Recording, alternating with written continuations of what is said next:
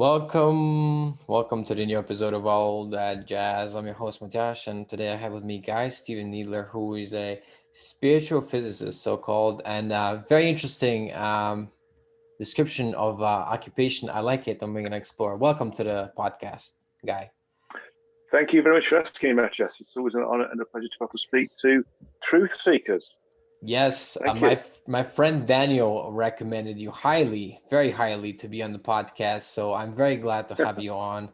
And okay, let's talk about how you got into this line of work. What was the initial thing that you were like, there's something beyond what I'm seeing with my eyes? Because I believe you were engineer before, right? Yeah, well, a bit more than that. Really, I was just the average person. Although, for ever since I can remember, I've always had an interest in the metaphysical. The strange things like UFOs, aliens, other lives, deeper levels of consciousness, even from the age of about 4, to be fair. And I used to meditate a lot. Back in when I was about 18, 19, a gentleman who I used to work with gave me a couple of books by a chap called Lobsang Rampa, who's been misunderstood, I think, by a lot of people. Certainly, there's a few people tried to debunk him by saying he was a fraud, but what he was a walk-in, and people missed that point. Well, They what's just a see what he walk-in? was. A walk-in is when one soul. I like to use the term aspect, a smaller aspect of our true energetic self, or higher self, or oversoul, or in the Hindu texts, Godhead. It's that smaller part of sentience and energy that is projected down into various different frequential locations that can create and do create and sustain universal environments.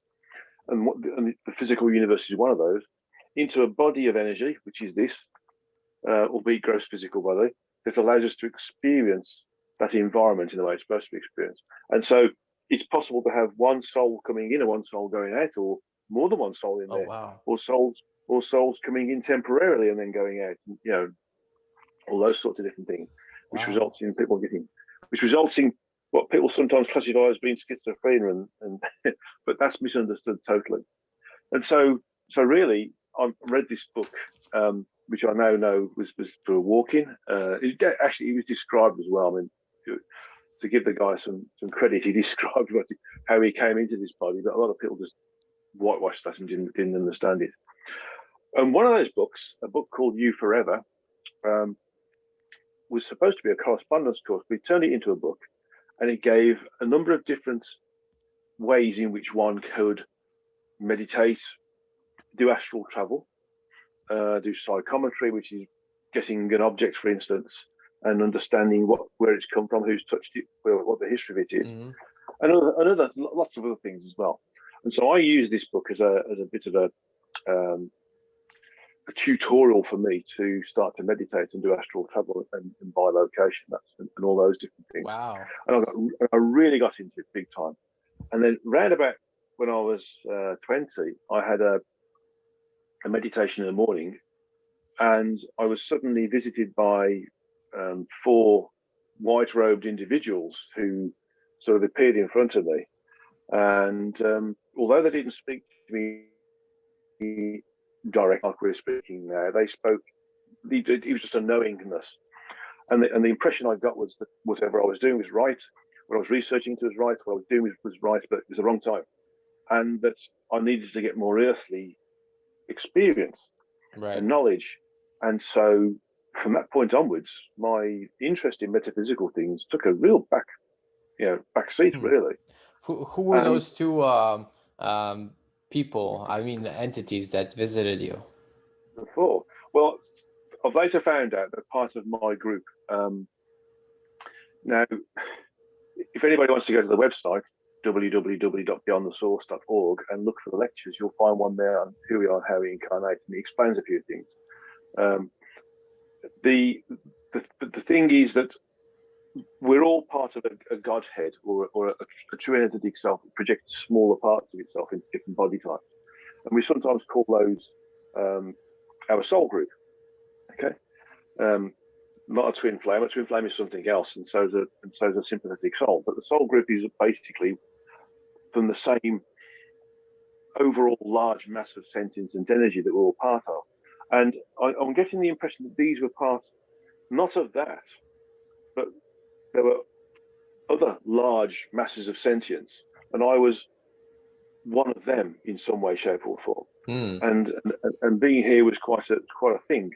And anyway, I basically listened to it, and metaphysics just was an interest, but it was nowhere near as intense. It was just something in the background. And then a friend of mine who I was doing the first year of a Master of Business Administration course on, had a friend who was doing Reiki, and this is when I was 39, so it's a good 20 years later. Yeah. And she invited me to a Reiki share, and I refused. I said, it doesn't interest me. And then eventually, after about 6 months or so of being pestered, I went to a Reiki share, and the Reiki master told me something about myself I didn't know, and I was sort of hooked. And within about a year, I became a Reiki master. Wow.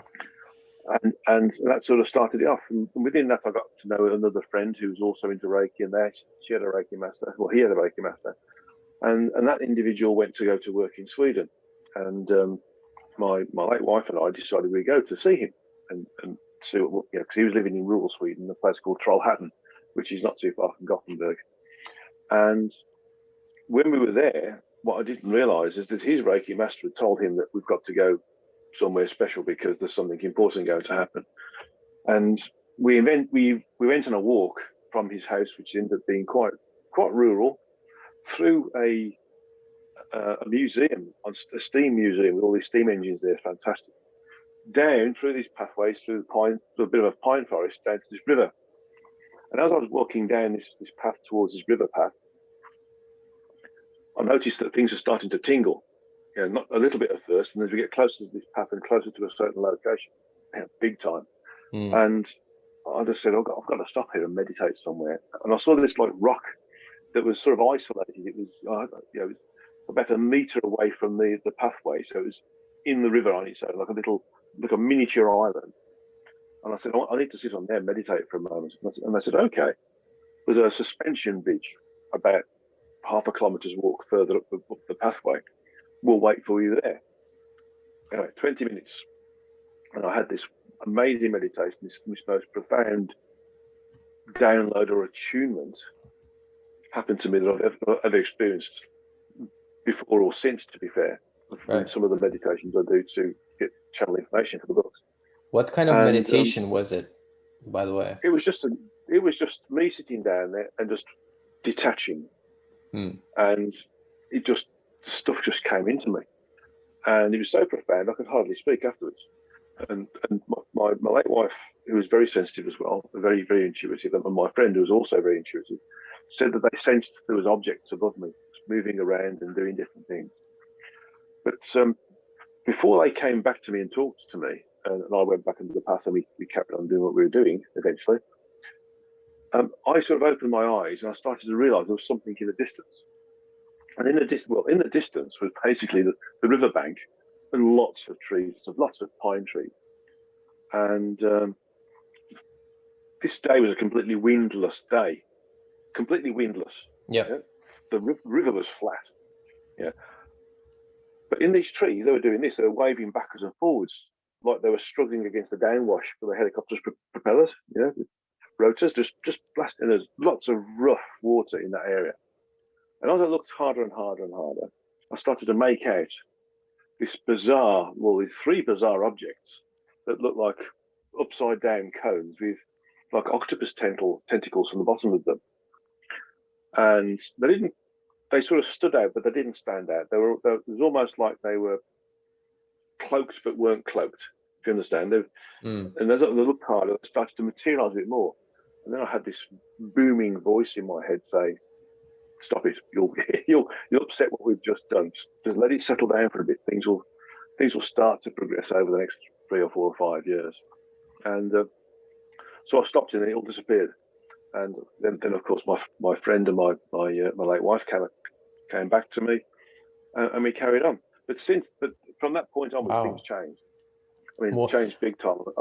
what was it? Was it like a actual physical object, or was something that you were in a way projecting out? It was basically it was either entities or entities within craft that were hovering over me and moved away when they'd done their job, basically. And the only thing I can describe them as being is like a biomechanical thing, basically. It was a mixture of it wasn't a mixture of hard mechanical stuff that we know. It was a mixture of biology and mechanics and energy. It was something really Like really quite strange. like a UFO? Well, I hesitate to call it a UFO, but that's what it might be classified as being. But one thing was sure, it was not in our frequency. Man, call this where we are now the third dimension, but it's a group of frequencies within a lower dimension. The third dimension is much higher. But it was you could classify it as a craft or something or maybe even the entities themselves. It was really quite quite profound. And interestingly enough, my father-in-law was interested in this stuff. And when I described it to him and I drew them out, he said, "That's interesting, that is." And he went upstairs and pulled out this book. And in these pages, there was a guy who reported exactly the same thing, somebody else, and he Wow. described it exactly the same. And this book, I didn't even know it. Let's look for it, let alone read it. But my father-in-law used to have all these sorts of things in the background. He was an avid researcher in the metaphysics and the greater reality. What kind of book was it? I really can't remember even now. Okay. It was just something he fished out, and I never saw it again. He probably thought I'd take it away and read it and wouldn't give it him back. Right. But, yeah, but from then onwards, it was interesting. I started to get involved in healing and in not just Reiki, but I was got involved with Brennan healing science, which is from a lady called Barbara Brennan in the States, who's a very well-known healer stateside, sort of well-ish known in Europe and the UK, but nowhere near as much as she's well-known in the States. And I was taught by a first-generation student of hers, so we got it. So basically, as she was taught, we got taught exactly the same thing in the same way, because she'd just finished her course, so it's really good. And but I started to do things I didn't know, but I started to do things that were different to the other students. That we were going to frequency levels that they couldn't go to, and I didn't even know I was going to. So I got told off a few times in the classes for not holding my energies and my frequencies to within those energies and frequencies associated with the human form, because we're supposed to be healing somebody. So you were going way beyond that, and they were like, "What are you doing? You're supposed to be lower."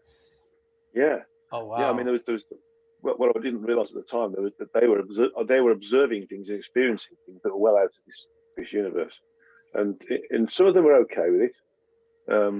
Those one or two that experienced it, but there's another couple who got totally freaked out by it.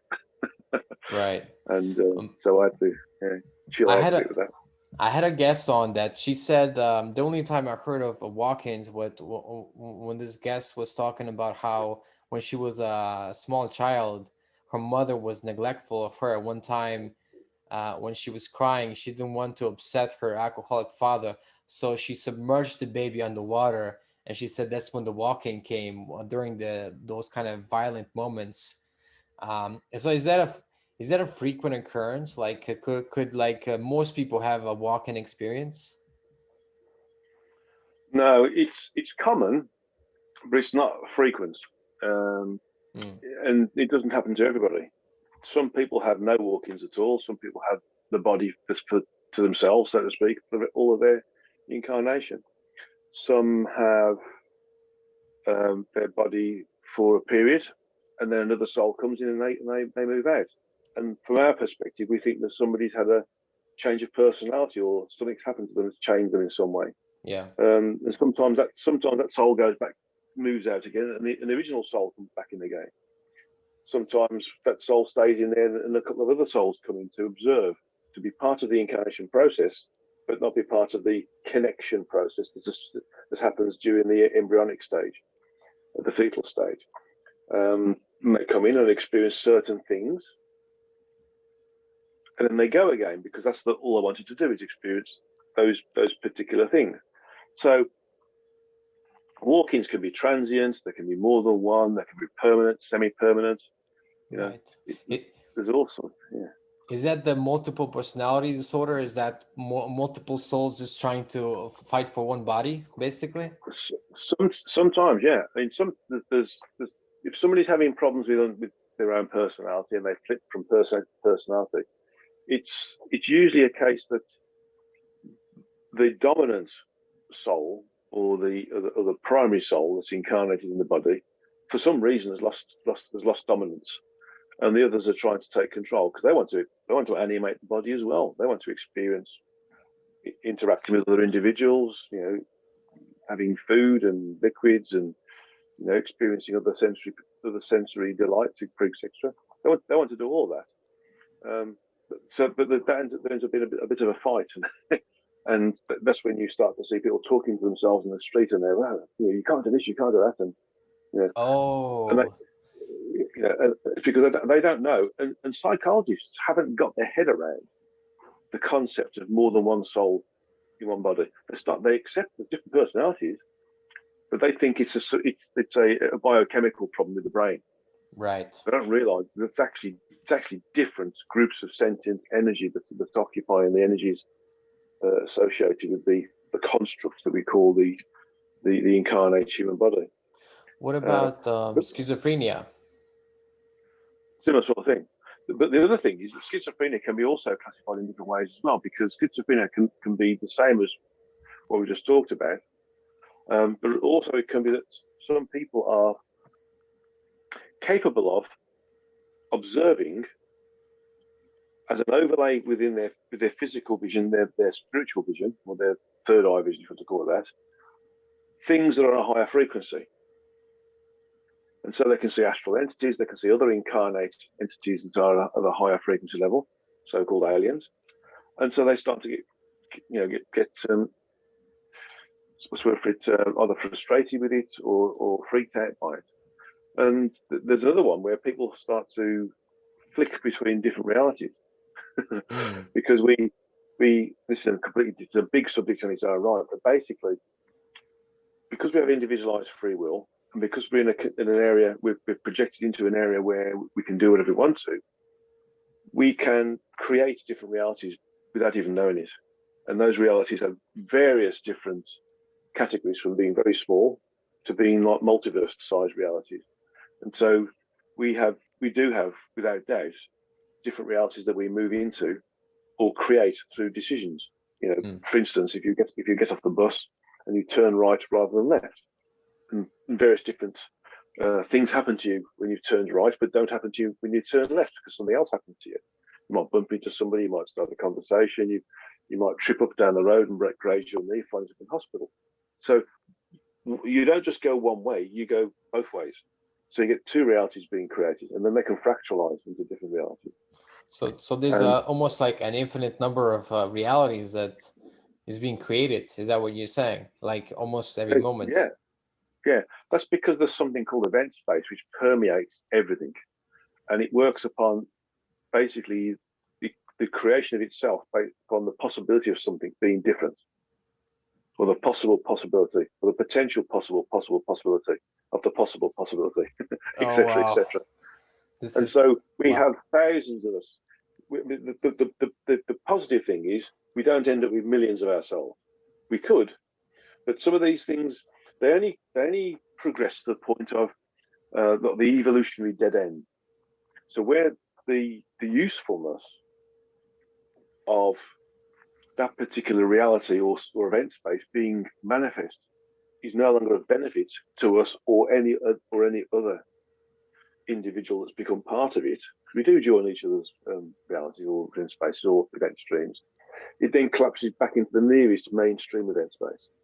So if you imagine a tree with the branches coming out, the branch would collapse back into the next bit, and that would collapse back into the next bit, for instance. And so it can collapse, so you can fractalize out and collapse back. If you look at the root system of a tree, for example, that shows everything starting to collapse back into the very mainstream event space, which is the trunk. Right. So you can see events and fractalizations of events moving from the tips of the roots back into the mainstream event space. For instance, if we end an incarnation, then we stay in our mainstream reality. Then maybe we reincarnate, and whoosh, we start to fractalize again. So when you're alive, like when I'm here, obviously I'm here in Central Europe and whatnot, but you're saying that there could be another reality, whereas there's another me that's decided to stay, let's say, illegally in the United States or whatever, and I'm there, or I overstayed my visa in Canada and I'm still there. Like, is that possible? It's not possible. It's absolutely probable and likely. Okay. The number of different versions of yourself, you only have to look at the different things that have led you to where you are now and think, well, that was a juncture, that was a juncture, that was a juncture, that was a juncture, that was a juncture. And you start to realize that, okay, it's really strange that I'm where I am now. I mean, if that had failed, I wouldn't have done that, and I wouldn't have done that, and I wouldn't have done that, and I wouldn't have done that, and I wouldn't be where I am now. You know, and Bill Gates wouldn't be a billionaire in computing, and Jeff Bezos wouldn't have created Amazon. It would have failed. You know, would have failed in the first Christmas they had. If he hadn't done certain things. And so you start to realize that these are junctions, and aren't I lucky to be here? But then if you stand outside that box and realize, actually, this is just one part of me.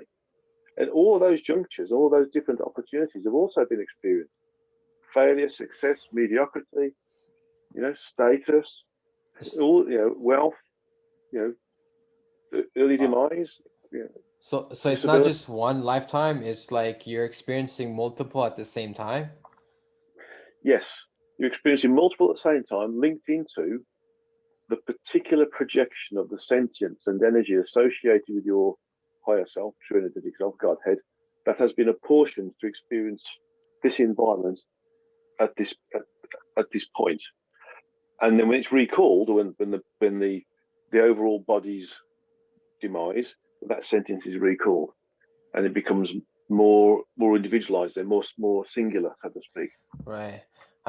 So to me, I can wrap my head around the notion of reincarnation, one soul dying, and then there being a gap of I don't know, 3 years or 50 years or whatever, and then coming back. I get that, but the notion that there's so many at the same time, I'm like, how does that work? Well, and then you have to load on top of that all of this fractalized and multiple realities within realities are also within different realities and different event spaces. They're all occurring concurrently. But okay, so Guy, like let's say one of the souls is really decided on enlightenment and meditates a lot and releases all the negativity and progresses slowly to enlightenment. So does that mean then that only one part of the soul is enlightened and the rest is fall behind? Now, that's a very interesting question. And nobody's actually asked that question before. So thank you for it. So I'm going to have to just wait. I'm going to have to ask a question on this because logically speaking, and from a linear perspective, the way we think, behave, and act, and interface with our environment, you would have thought these would have to be done individually, wouldn't you?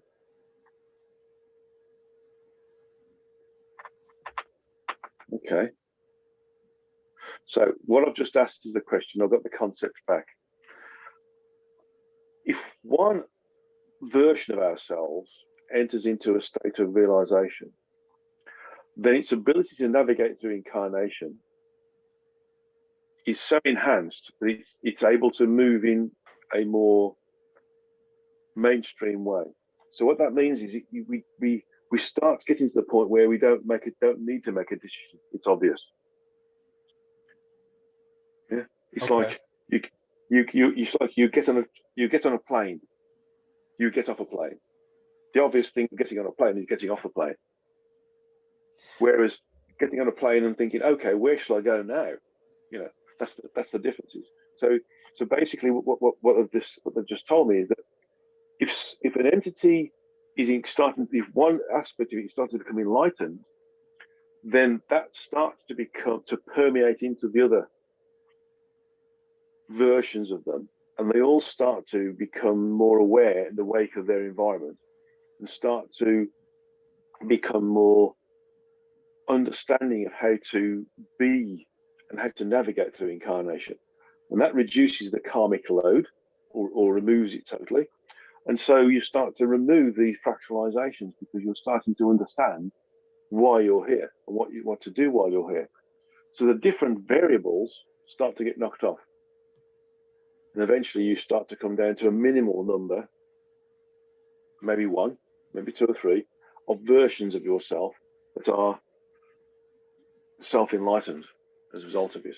Right. Well, this would beg the question then, because classically in Hinduism and Buddhism, and what I've learned from my teacher, Dr. Hawkins, is that there is once you become enlightened, that the soul doesn't reincarnate anymore if you're truly enlightened.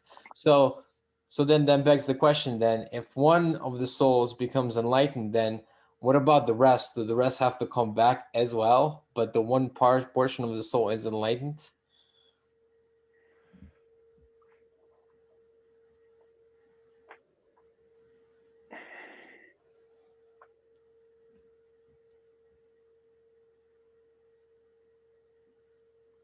Everything is shared.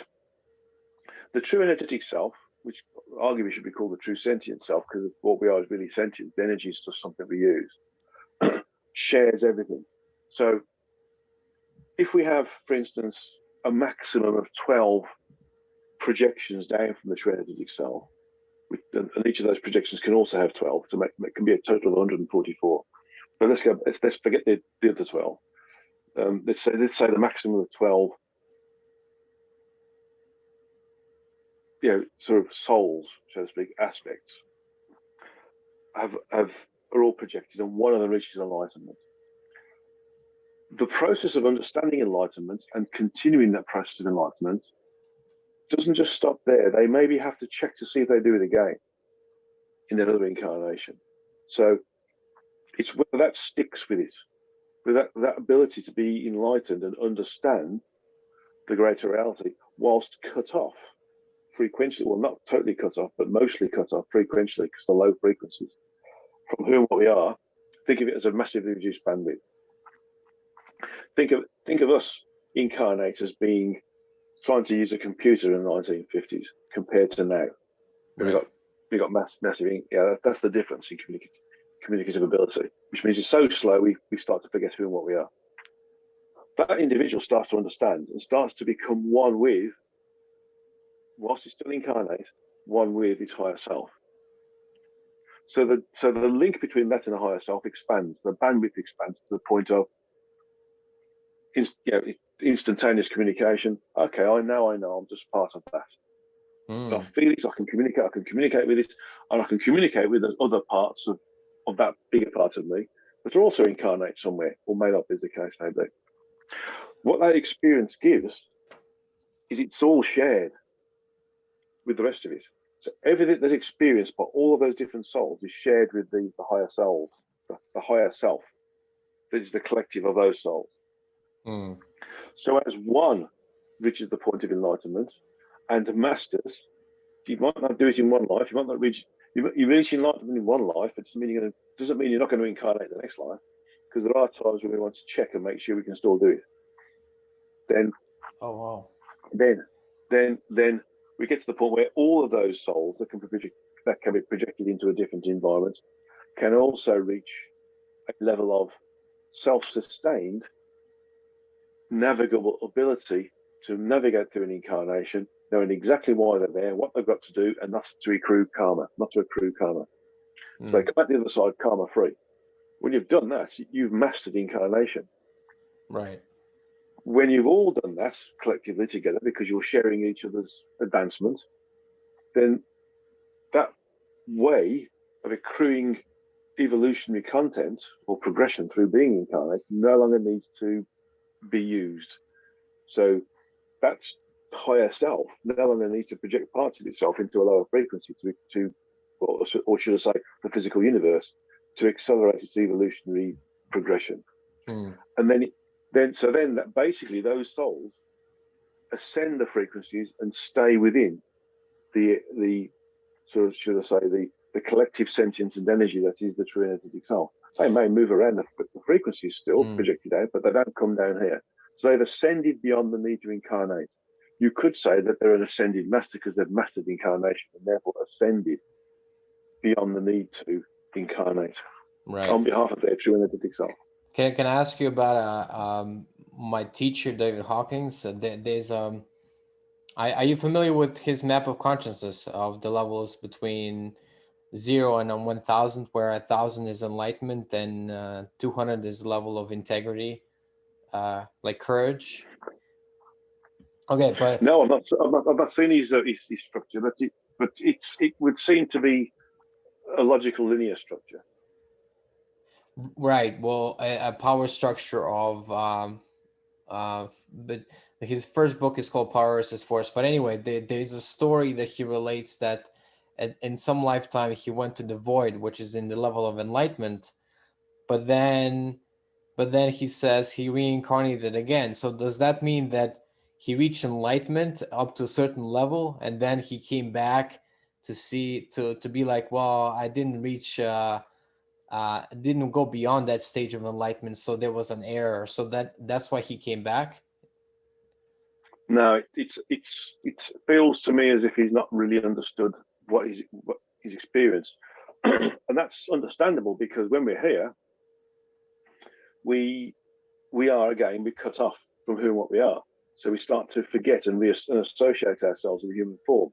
So all the knowledge we used to have starts to fade into the background because we start to become associated with the human body and what we see, feel, touch, and hear around ourselves. What he's experienced is moving back into the energetic. That gives you a state of beingness, consciousness, sentience, or access to your sentience, that could be classified as being truly enlightened, because you would be. When you move out of the body, you recommune with that which you truly are and your environment, your frequential environment. And this is like wading through treacle down here at best. Or it's not wading through solid concrete. Right. So he would have experienced enlightenment, and then through some decision process that he's made, or his true energetic self has made, decided to come back into reincarnation and in some way, shape, or form help others become more expansive and self-aware as well. Yeah. Well, what he's got is residual memory that he's slightly disjointed and not totally understood, because it's difficult to understand it. Okay, I don't know if I quite understand the answer, but you're saying that basically that it's hard to reach enlightenment in a physical form because it's so dense, basically. Correct. Okay. You have to in effect, if you meditate, you can achieve something called samadhi, which is basically astral traveling, transcending the body, transcendental meditation. It's basically astral travel, and you are sort of limited to a certain extent as to where you can go, unless you're able to detach your sentience from the body and you can project it back into the multiversal environment. Right. Well, what do you think about? Oh, you mentioned, by the way, bilocation. So does that mean physically that you are in this location where you are now in UK, and that you could bilocate somewhere in Russia or Japan right now, like a Padre Pio kind of, which was a famous Catholic saint. He was famously known for bilocating. Do you mean that, or do you mean that you're there and that you can project yourself as an astral while you're still awake, and then you see somewhere as if you're there? Right. there's three. there's three answers to that. First one is called astral projection. You're moving the sentience and a part of the sentience and energy that's incorporated into the body into a different location. That's astral travel. Remote viewing is when you're just detaching your spiritual vision from here to somewhere else. Right. So you can see somebody's living room in Borneo or Russia or America, right, from here. Bilocation is the ability to assemble on a quantum level a new body and occupy it collectively with your sentience. So you create 2, 3, 4, or 5 of yourself. So basically that is copying yourself. Because and the way you would do that is by understanding that everything in the multiverse is everything else concurrently. Quantum physics hasn't sussed this out there. They call it entanglement. All they're doing in entanglement is copying things. They're not actually understanding that with quantum teleportation that they're actually copying something. They're not changing the location of the sentience, for example, if it's a person, and the body of energy that's occupying from that point to that point. So bilocation is basically saying, right, okay, I have this amount of physicality with me, all of the quantum levels associated with it, okay, for the physical part, and the energy templates associated with it, and I detach the assignation of the energy templates with the quantum levels of that physicality, and then it becomes neutralized, so the physical body disappears, and then you reassign that sentience, and then the assignation of the energy templates to the quantum level of the air, for example, whatever's there, and you recreate the body. So to bilocate, you do it whilst maintaining assignation here as well, and you share your sentience. Now your sentience can operate either independently or together. So you could, if you wanted to, you could bilocate just behind me here while you're still there. That would be kind of freaky, though.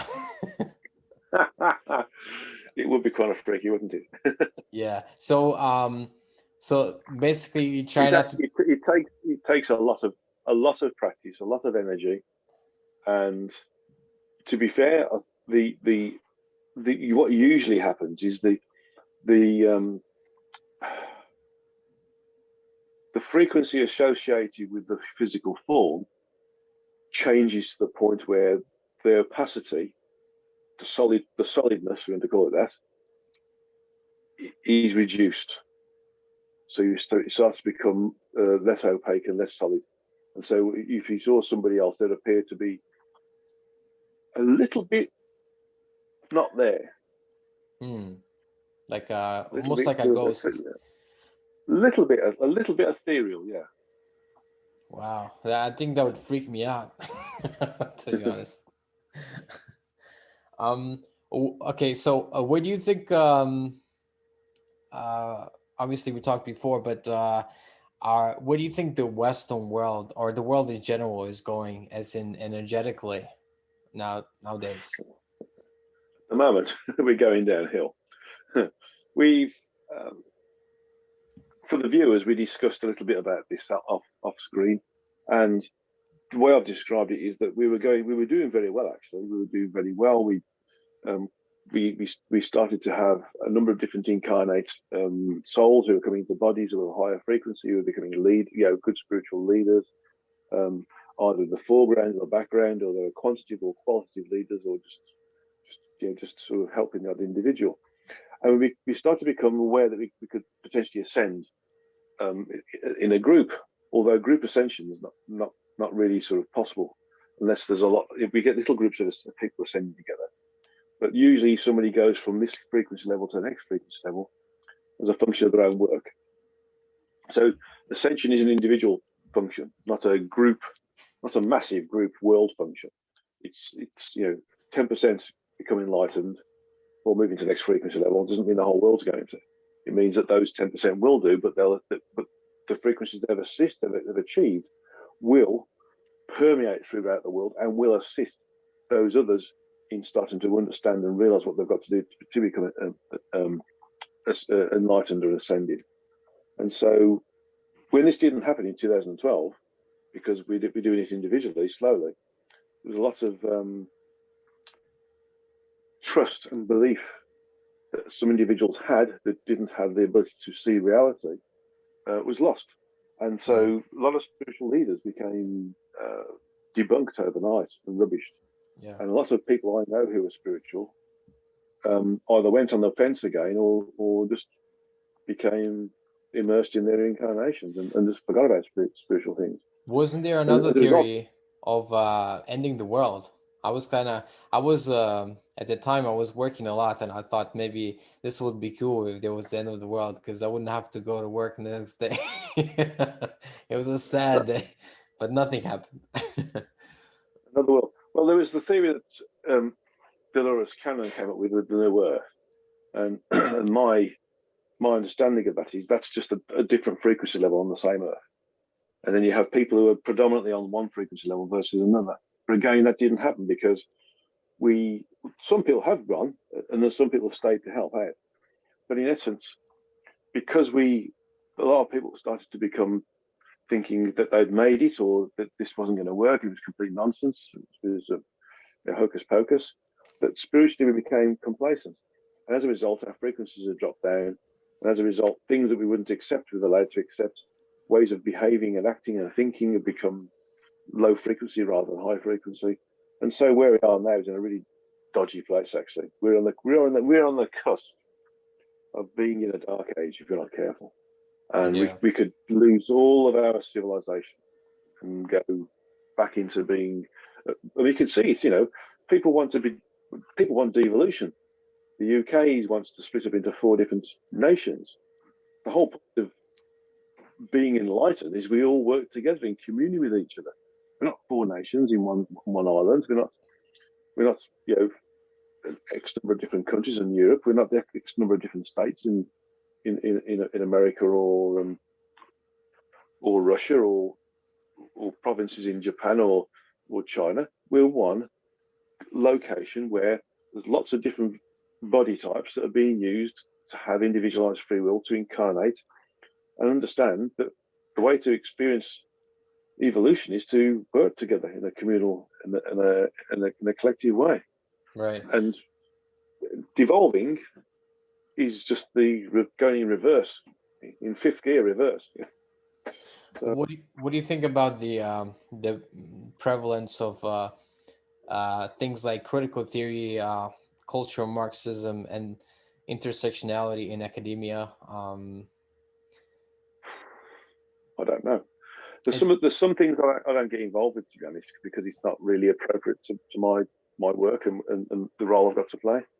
I know that there are certain governmental modalities that are needed to assist our ability to work together in an optimal way, and some of those come into play because maybe we go out of control, and you can just see in certain countries that the ability to be respectful for who and what we are and those around us is diminishing to the point of going into chaos.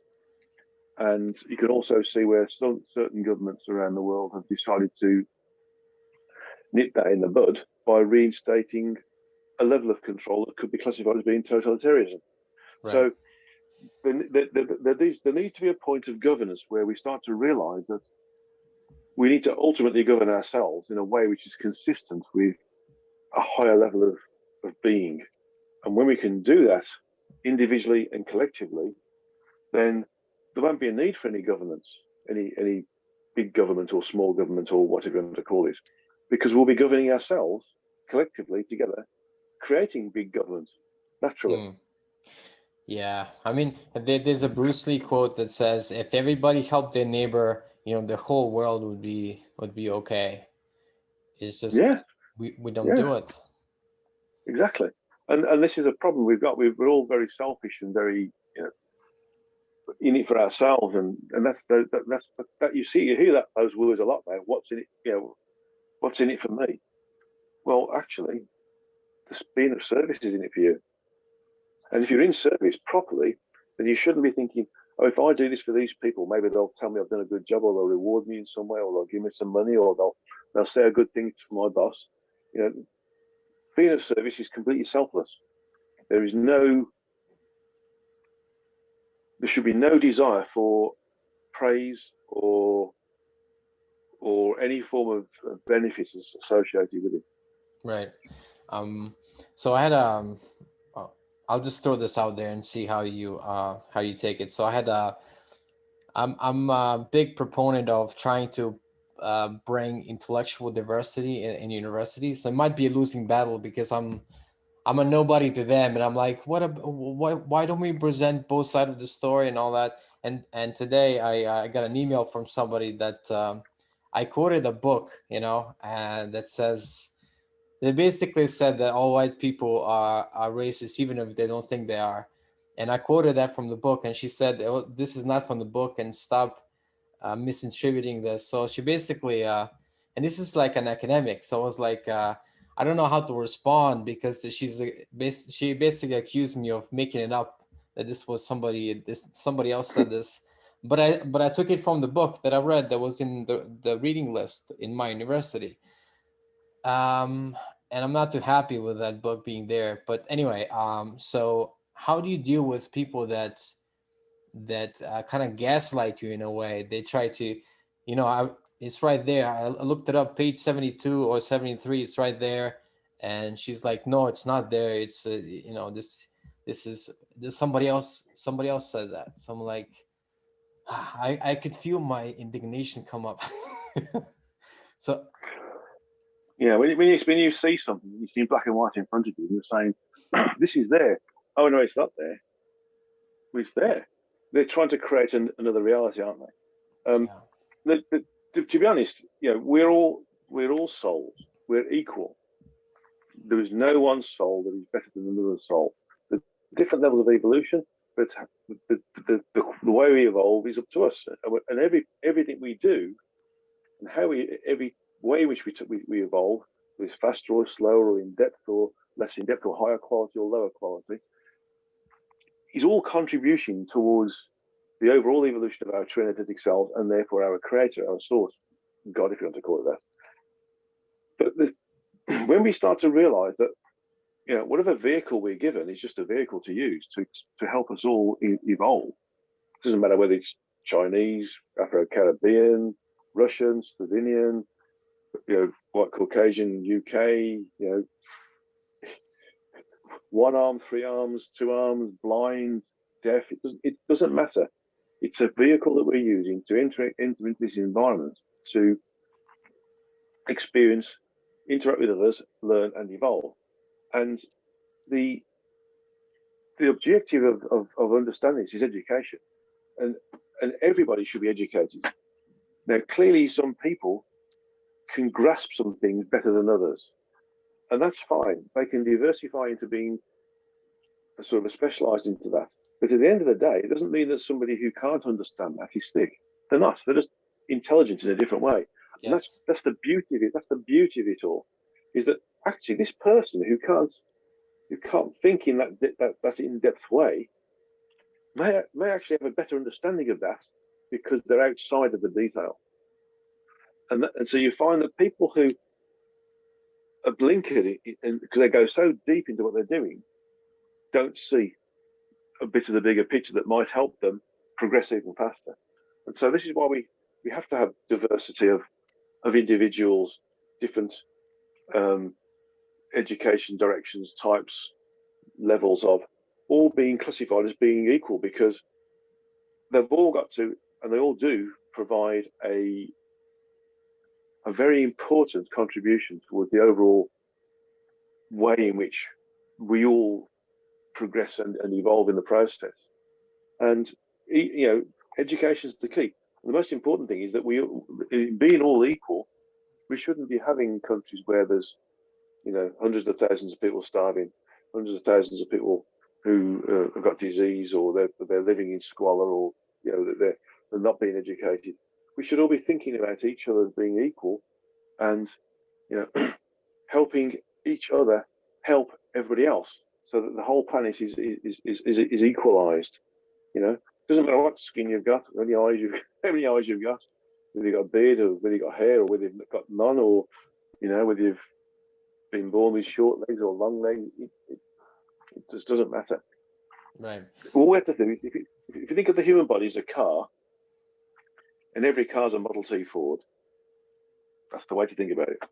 Yeah, but it does seem that academia is only a one-way street, that this is our view, and the rest that disagrees, we don't like it, so we're gonna focus on this thing, and this is our theory, and we assert it as fact, and that bothers me. But maybe Well, that's because it's ego involved, isn't it? I mean, the ego is there as a function of the ego is created as a temporary personality that's a result of incarnation. The sentience being almost totally cut off from the rest of us, the true energetic self or higher self, and it also knows that if we start to think in a higher frequency way, that its existence starts to disappear. So the way to keep itself in existence is to keep us in low frequency thoughts, and rejecting other individuals' thought processes as being inconsequential is a way in which it maintains its existence, because it creates a status thing. You're not educated enough. How do you know this? I'm a professor. You've just got if you're lucky, an O level, or not, as the case may be. It doesn't matter. Everybody has the capability to be educated to a high level. Everybody does. There's no, sometimes it takes a bit longer, because the learning modality of that individual may be different. right. But that's the beauty of it. Yeah? Are you talking about intellectual learning, or are you talking about some just in general, like learning about life? Everything, life, technology, how to live as a civilization, political, for example, psycho-spiritual, medical, any form of further expansion of ourselves, through technology, science, medical, arts, being a farmer, being a spaceman, it doesn't matter. It's all form of it. It's all education at the end of the day. Right. And can I ask you? A guru is no worse or no better than a scientist. They've both got jobs to do. They're both experiencing existence in a way which is equal, different, but equal. But collectively together, it adds towards the overall evolutionary progression of ourselves. Right. I think not the ego, the ideal for intellectual is Socrates, who's like, I don't really know anything, so he kept asking questions. I think that's the ideal maybe for an intellectual. Okay, so let's talk a bit about healing, because that's another thing. I have a lot of guests on my podcast or my show that are healers in different techniques and things like that. So you said you got into Reiki initially, and do you do anything else as far as healing on people? Yeah, well, I still do a lot of healing for people. The healing I do is based upon a mixture of Brennan healing science and the healing modalities that I've been given as a function of working with the different patients or clients I've had, and connecting with them and with my higher self and with source or whatever, to understand how to heal them. And so I've been given, I hesitate to say develop, although you do develop it, of course, because we never develop anything, because it's given to us. It's always given to us. We always get it from our higher selves. We don't work it out ourselves. We don't invent it. It's always there for us. So I do the Brennan healing science and all the different modalities associated with that. And there's other work as well, which I found out. And one of the things I've been given, say, as a way of understanding, is something called, Bob told to call psycho-spiritual healing. And that incorporates things like, how to compartmentalize the souls and the two or three souls in one body, so that we can remove schizophrenia. Mm. Yeah? How to move a soul out, how to reassign somebody's frequential or reality-based location when they're moving about, they're bouncing about from different dimensions into different realities. So I've had that a number of times where the client is struggling to be here because they're convinced they've done the work, and they have, but it's been in a different reality. And so basically the different versions of themselves have been moving around into the different bodies of themselves. So there's something to do with that, called psychospiritual work as well. It's a big heading. And then there's a reprogramming of people, so you can change habits. For instance, you can reprogram the DNA to do certain things, or via the RNA, for instance, because the DNA and the RNA, they have different functions energetically to what we see physically. And so we've got reprogramming people, changing their thought processes, because when we change a thought process, that changes the way they interact with themselves and their environment. So a lot of physical dysfunction is a result of energetic disharmony. Right. And so we can work on them. We can work on them, their higher thought processes that they don't even know they've got, and reprogram that. And that permeates down and changes things. And there's things like changing of the energy templates that create the human form. There's lots of different modalities that I've been given from source, so to speak, or as a function of me helping other clients on top of the Brennan healing science. But what I will say is this: out of all the healing modalities I've seen and been exposed to over the years, either working with people or going to workshops myself, the Brennan healing science I would consider to be a foundation, a rock solid foundation for people who want to do energy healing.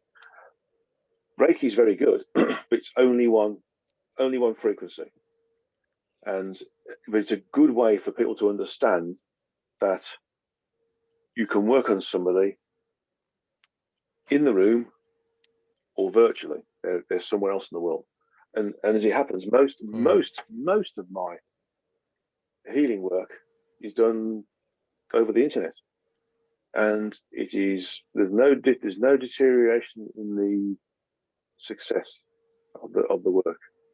No deterioration at all. How do people know if they have multiple souls in their body? Are these their typical signs? Most people see bipolarism is another function of it. Oh, Yeah, yes. so that's a good one. You can have tripolarism or quadrupolarism as well. So if you have mood swings, and sometimes uncontrollable mood swings, is one soul coming out of the driving seat and being taken over by another soul. So if you're having dramatic mood swings, that is a psychological indicator that you've probably got more than one soul in your body, and there is a little bit of a fight for supremacy. Who should be the primary soul? Does that include also attachments that are not quote unquote your soul? That's something else, but it's like energy attachments to your soul. You mean like astral entities, that sort of stuff? Yes.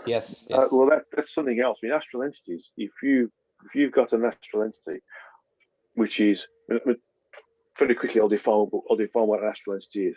Astral entity is usually a semi-intelligent mass of energy that has been created from one of two ways. Either we've created it subconsciously to try to attack somebody or put somebody down or slow them up or something. We don't know we've done it most of the time. In fact, all the time, generally. Or it's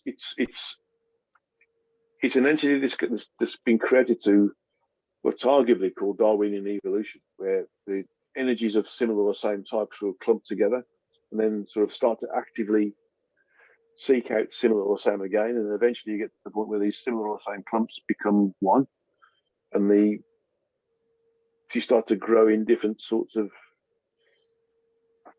intelligence levels, from liking something to actually actively seeking out something.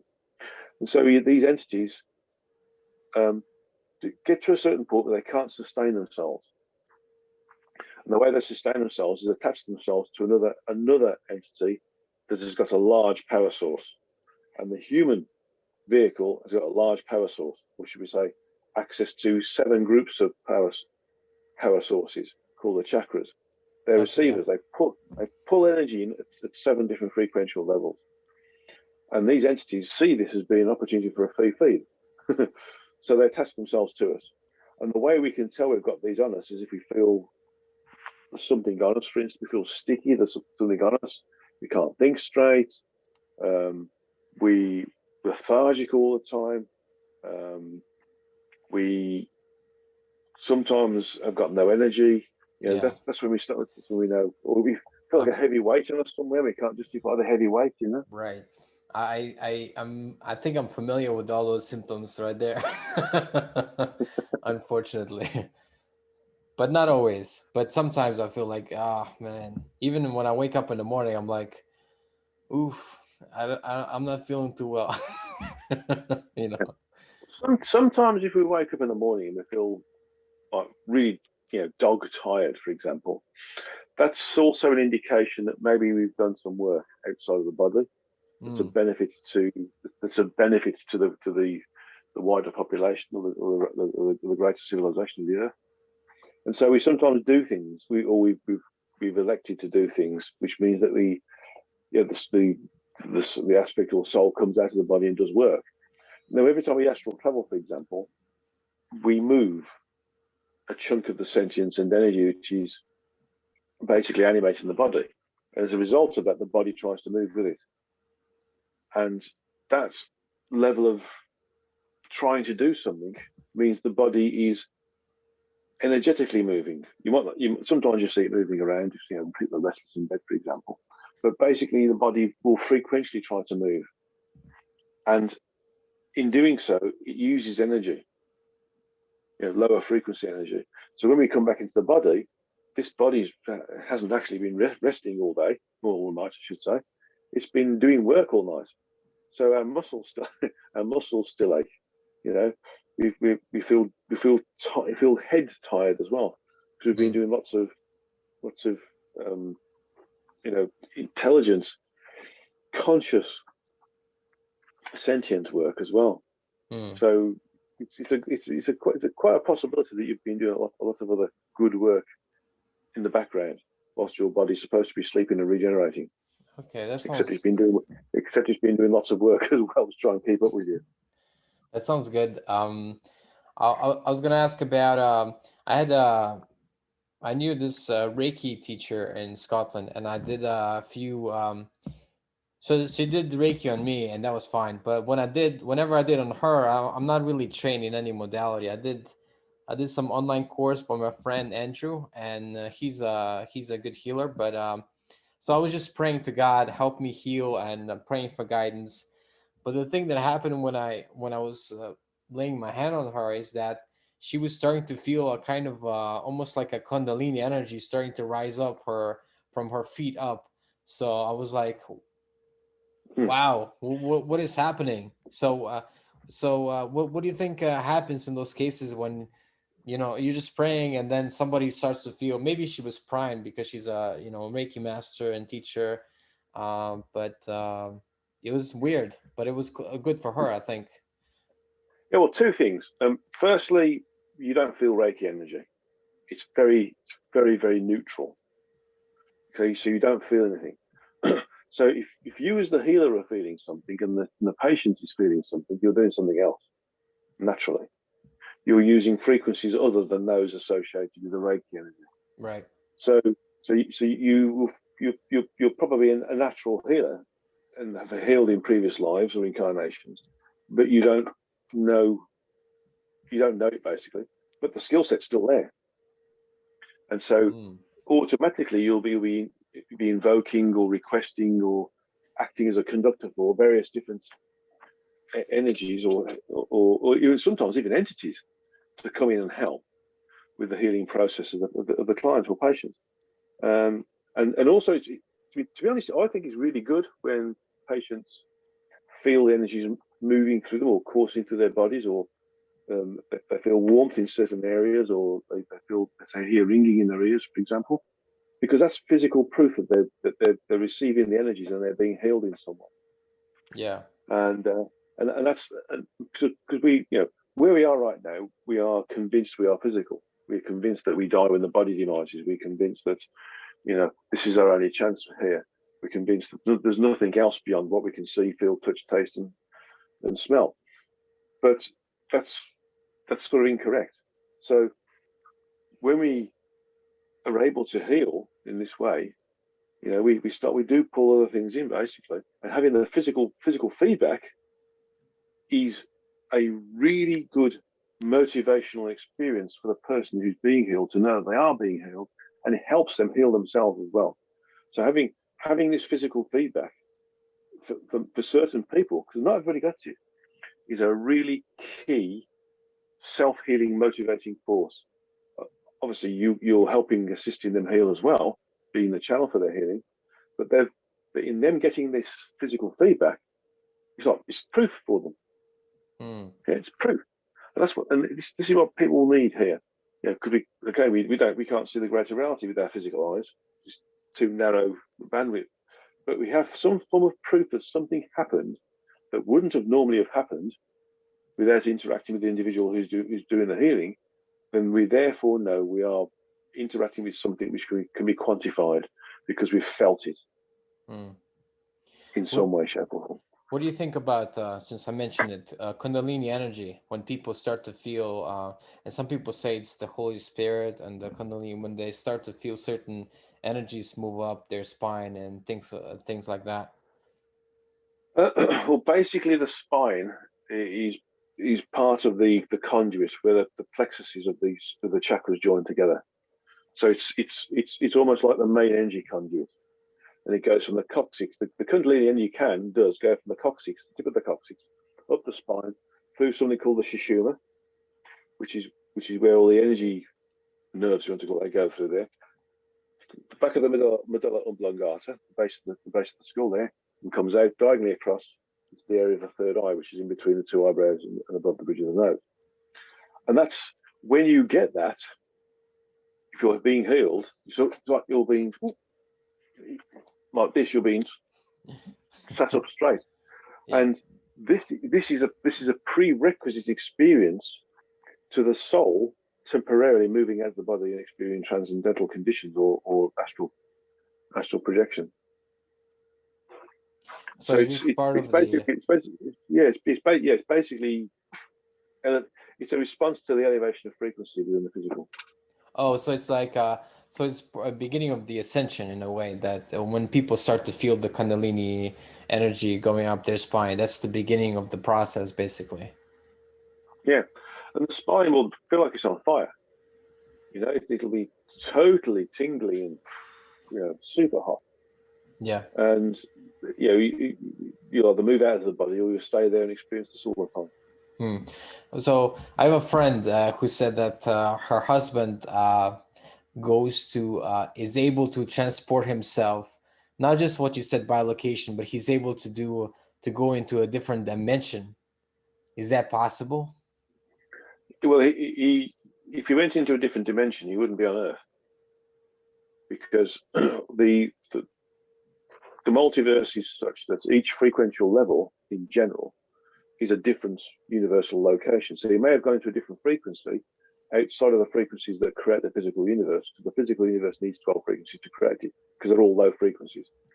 Okay? But above the 12th frequency, that's another universe.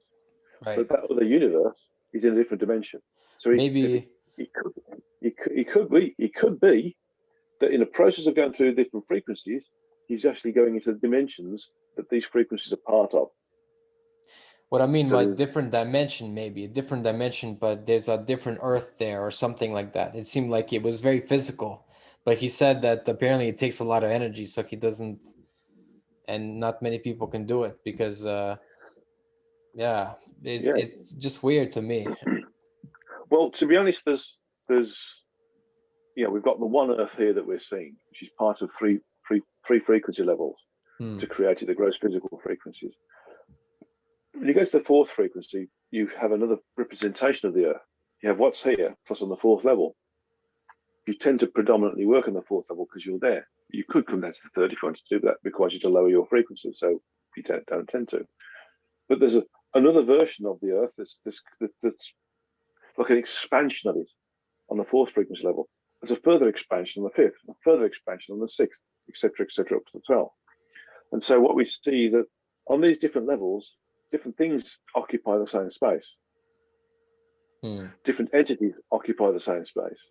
We're not, there's obviously there's people who have ascended the frequencies and are occupying in an incarnate human body the earth on the fourth frequency or the fifth frequency, for example. And there's clearly going to be other incarnate vehicles, what we call aliens, that are also here as well on different frequency levels. Wow. So the content, the earth is a rare body because it's a pan-frequential environment. So it exists on all the frequencies associated with the physical universe. Some aspects of the physical universe only manifest on the seventh frequency or the eighth frequency. So from our perspective, when we look out at the stars, we see vast amounts of void in the odd galaxy. For example, the stars are aspects of a galaxy. We see countless billions of galaxies with nothingness in between. You go up a frequency level, you start to see more because there are other galaxies and other bodies, the suns or the planetary systems, the solar systems, or whatever you want to call them, that are only manifest on the fourth level. Wow. Or the fourth level upwards, or the fifth level, or the fifth level upwards. So you go to the 12th frequency level, and the universe is packed out, no space left. Where we are right now, we think it's all held together with dark matter because scientists can't think of anything else more intelligent than saying that it's all dark in between galaxies, so it must be dark matter that's holding it all together. But actually, it's full. It's just full. It's just that we haven't got the detecting machinery to be able to go into the next frequency level, let alone the ones above it, to be able to quantify the fact that those different levels of population of the physical universe, depending upon the frequency level that we go into, that's associated with it. It's just like planets that we don't see and other spaceships and all that stuff. Is that what you're talking about? Yeah, so if it would appear to be solid on those frequency levels, so it would appear to be diffuse on those levels. Yeah. Wow. All that sort of stuff. Yeah. But you have to be on that level to see it, basically. Correct. You can see what's below you, but you can't see what's above you. Okay. So if you went on the sixth frequency level, you could see what's in the fifth and the fourth and the third, but you wouldn't be able to see what's in the seventh. Because it's a step too high. You can always see what's below you because you've reached a level. It's a bit like being in New York, for instance, and looking out of the shop window. You see what's on the street. All you see is a road going stretching either in front of you or to the left and to the right. Right. If you walk up a few floors, look out, you see more. If you go to a roof of a small building, you see more of the environment. You go to a skyscraper, you see even more. So it's a little bit like that, metaphorically speaking. How much, Guy, can you see personally? I see what I want to see when I need to see it. If I was here and saw everything on all 12 frequencies at once, it would be, you couldn't cope with it basically because there's too much information. So I tend to, if I need to go somewhere or if I'm doing something or I'm taken somewhere to function on my work, then I go there and I experience the locality, such as we are here now. Yeah?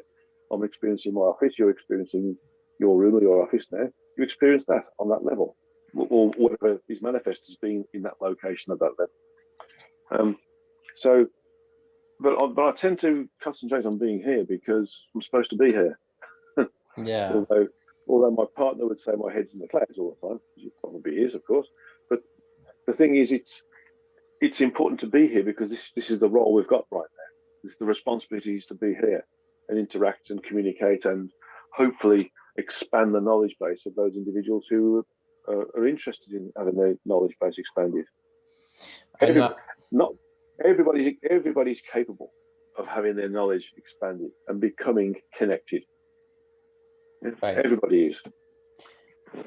What does it take then? Meditation, like focusing on certain spiritual practice? Meditation and concentration. And that removes you or being distracted from everything that's around us right now. Mm. And lastly, I want to touch upon something. When we talked off camera, you did some. You have I would say, a psychic ability, and you were something in my family, and you were able to see what's happening, and I thought that was very interesting. So do people sometimes contact you and they want a certain specific answer to something, and then you're like able to look into it, and you're like with your ability, and you're like, yeah, this is what's happening. Yes, but there are times when they're not supposed to know. I mean, if I do a lot of readings for people where I channel information for people about themselves or about information that they want to find out about. But there are times when they're not supposed to know. Mm. And by and large, I tell them. And there are times when people want to know everything. They don't want to put a foot wrong. But the whole point is that in some instances, the learning process and the evolution process means they put a foot wrong, so they can correct that and then do better next time. I mean, there are certain cultures around the world where they won't do anything without consulting their guru to find out what the future holds for them if they do this, that, or the other, or their shifu, etc., etc., etc. So the whole point is we've got individualized free will. There's no right or wrong in what we do. There's just optimal, the optimal route. Yeah? Would it be possible to look into what, since I mentioned that today, and that professor that answered it that way, does she really believe it, or is she kind of doing a sleight of hand? Which professor? Sorry, which one? The email thing that I mentioned earlier in the podcast.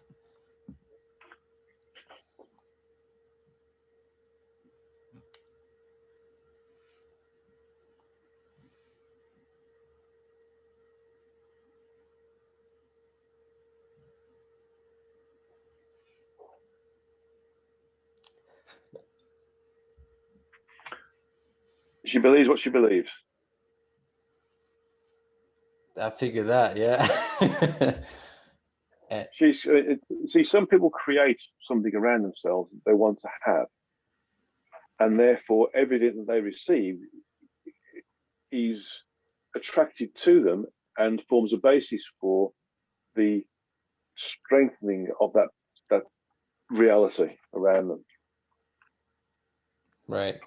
So anything that's outside of that, she's like, no. Okay. That's what I figured, basically. Okay. So I think we've covered some of the things. What kind of, if people want to contact you personally and want to have, so you offer healings and you offer readings, right? That's right. The reading and healings, obviously, they're individualized to the individual client. I also do workshops when we can. One of them is teaching people to do what I do, and there's a week-long workshop that does that. And I've got a heavy schedule planned for next year now to try and catch up with what we should have been doing last year and this year. Right. Which includes traversing what I call traversing the frequencies, which is teaching people to project their consciousness out of their sentience out of their bodies into different the different environments that are within our multiverse, and communicate with the other entities, and also communicate with Source, or what we call God as well.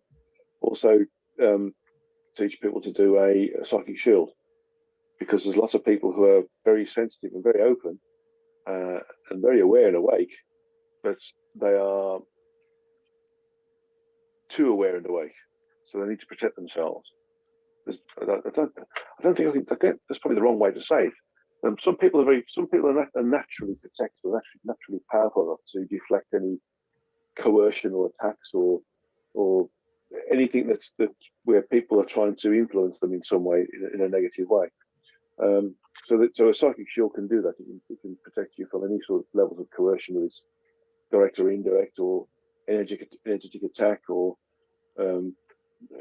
any attacks or energies that have been taken from you from the astral entities. So I do that as well. And I'm also introducing a healing workshop, which is a 2-year program. And I'm only really going to do that in locations where I can have what I'm classifying as structural help, i.e. an organization I'll work with to assist in the organization of it, and things like marking homework and that sort of stuff, because there's a lot. The program I've created is 2 years, but there's a lot of work in 2 years. A lot of work in 2 years. And so there's only two locations in the world where there's that structure available. Oh, three, sorry. There's 3 locations in the world where that structure is available. One's in China, one's in India, and one's in the States. The Chinese one's with my agent. The Indian one is with a university that I'm working with, Quantum Life University. And the American one is with my publisher, because they're setting up the Canon University, which is based upon the desire of Dolores Cannon to create a university to teach people in an academic way the metaphysical arts. Awesome. And science, of course. That's awesome. Can the psychic shield I find interesting, is that something people can do really quickly, or is that a long process? Well, I create one in less than 5 minutes, but I've had a lot of experience. But people can get to that level.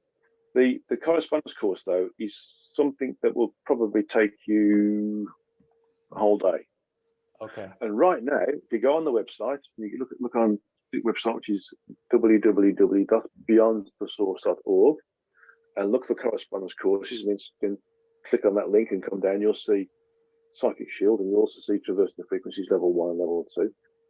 If you click on the Psychic Shield, up until the end of April this year, it's available for £1. So it's at 1/28th of what it was, because I've reduced it over the period of time we've got COVID, because you can program it to assist you resisting attack from viruses or bacteria. It's £1, you said. It's £1. It's £1. £1 right now, yeah. That's a good deal. All right. Well, I'm really happy to have had you on the podcast, Guy, Stephen Needler. Thank you. It was amazing. I think my audience has learned a lot of interesting things, and thank you again for being on. Thank you very much. And I'm sure that you put it out on YouTube or something or whatever, because I can share it on my website as well. Yeah. And if people want to go onto YouTube, by the way, they can just type in my name, Guy Needler or Guy Stephen Needler, and you'll see all the videos I've done and all the videos of interviews, such as the ones that Bacchus is doing there. So yes, I'll put it in the description so people can find you easily, your website and all your links. So, and thank you everybody for watching and listening to the podcast. Thank you for coming.